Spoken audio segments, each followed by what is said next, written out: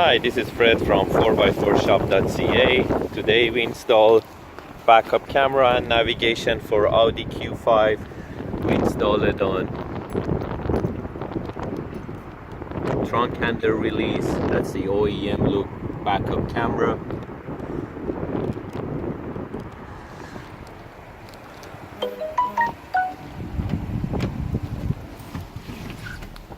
That's the original MMI of the car, so by touching anywhere on the screen it goes to the aftermarket mode. And you can go to nav. This is where we are located, on Conrad Crescent, or you can go back to the menu. Also, we add Bluetooth music streaming to this car. And that's the Audi logo. By pressing that, it goes back to the original MMI. By going to reverse, it shows the back of the car with dynamic parking guidelines.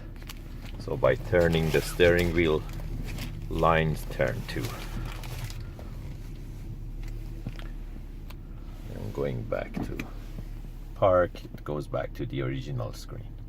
If you're interested to get any of these units, you can buy them online at 4x4shop.ca, or you can come to our location. We are at 160 Conrad Crescent, Unit 5, and we will be more than happy to help you to install these units.